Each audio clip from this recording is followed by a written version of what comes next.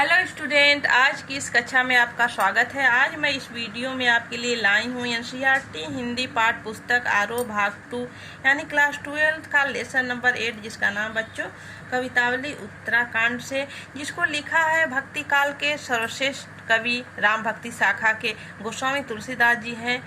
तो आइए आज इनकी कविता को हम पढ़ते हैं और इसके अर्थ को समझते हैं, कुछ कठिन शब्दों के अर्थ को भी जानते हैं। देखिए दिया है बच्चों, खेती न किसान को भिखारी को न भीख बली, वनिक को न वनिज न चाकर को चाकरी, जीविका विहीन लोग सिद्धमान सोच बस, कहे एक एकन सो कहा जाई का करी, वेद ही पुराण कही लोकहु विलोकियत, साकरे सब पर राम रावण कृपा करी, दारिद्र दशानन दवाई दूनि दीन बंधु, दुरित दहन देखी तुलसी हाहा करी।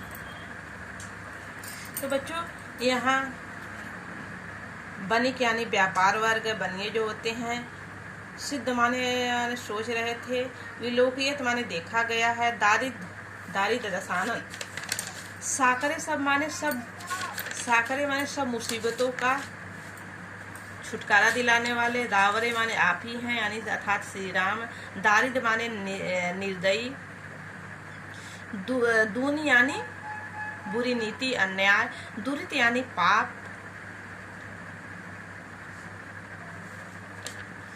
तो देखिए बच्चों, खेती न किसान को भिखारी को न भीख बली। यहाँ गोस्वामी तुलसीदास जी बच्चों कहते हैं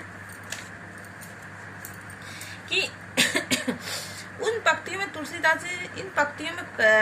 तुलसीदास जी ने मुगल काल में समाज की आर्थिक व दैनिक स्थिति का वर्णन करते हैं। समाज की दशा, हर वर्ग के लोगों में अशांति फैली हुई थी।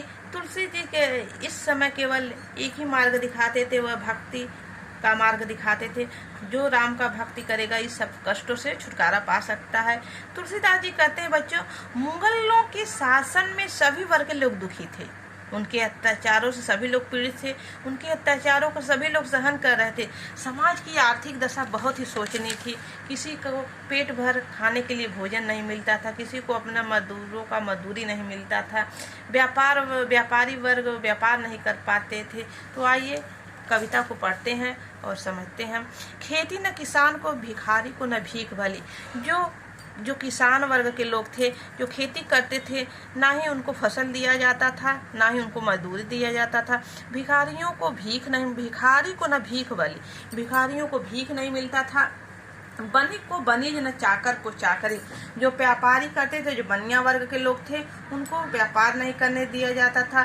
चाकर को चाकरी, जो सेवक, चाकर यानी जो नौकर लोग होते हैं बच्चों, जो महल में नौकरों का काम करते थे, उनको उनकी नौकरी का मजदूरी नहीं मिलती थी।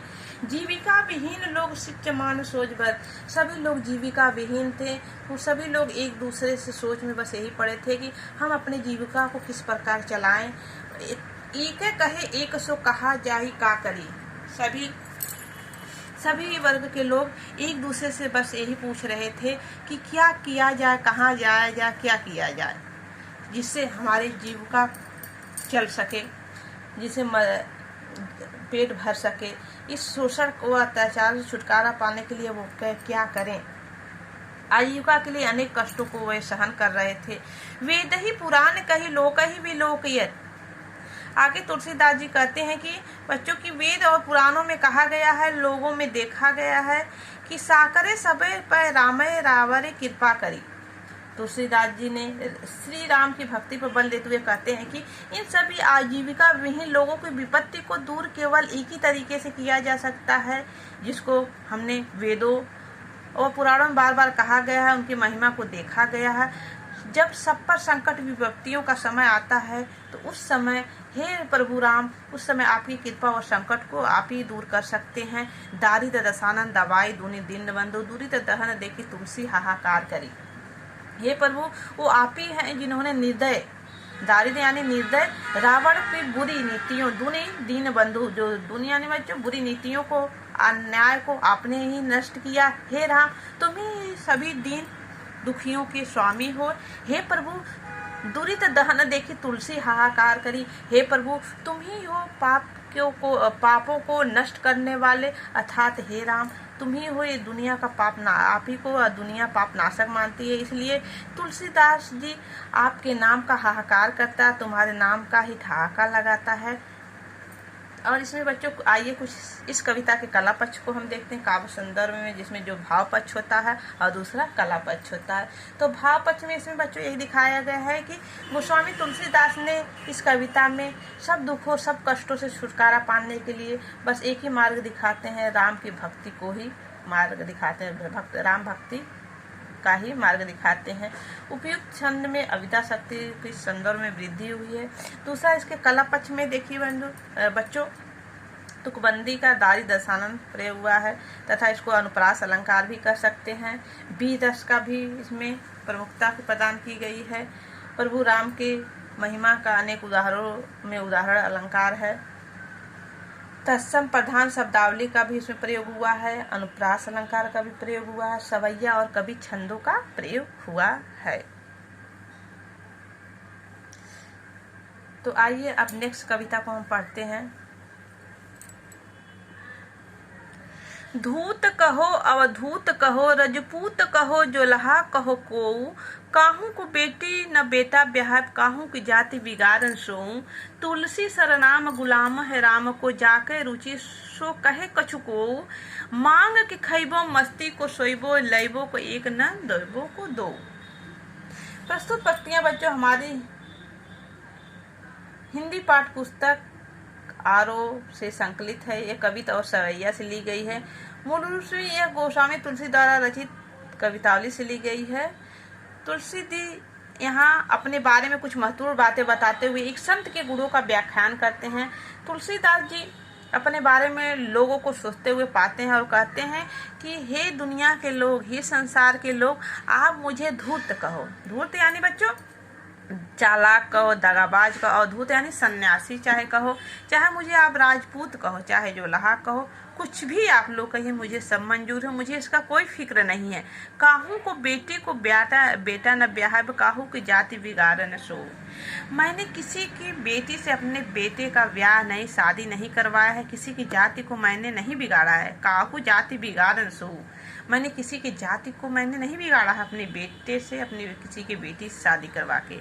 तुलसी सरनाम गुलाम है राम को, जाको रुचे सो कहे कछु को। कहते हैं तुलसीदास जी कहते हैं तुलसी का दूसरा नाम ही राम का गुलाम है। जिसकी रुचि जिसमें होती है वह उसी की बातें करता है। तुलसी तो सरनाम श्री राम के भक्त हैं, तो सभी लोग बच्चों जानते हैं। और कहते हैं चाहे जिसको जो मन के रुचि होती है वह उसी की बातें करता है, था जिसको जो विषय रुचिकर लगता है वह उसी के बारे में सोचता रहता है, अन्य के प्रति उसका कोई रुझान नहीं जाता है। तुलसीदास जी कहते हैं हम तो एक राम भक्त हैं। तुलसीदास जी कहते हैं बच्चों मैं तो सिर्फ एक राम का भक्त हूँ, जो मांग को खैबे, जो मांग कर खाता हूँ और मस्ती से सोता हूँ।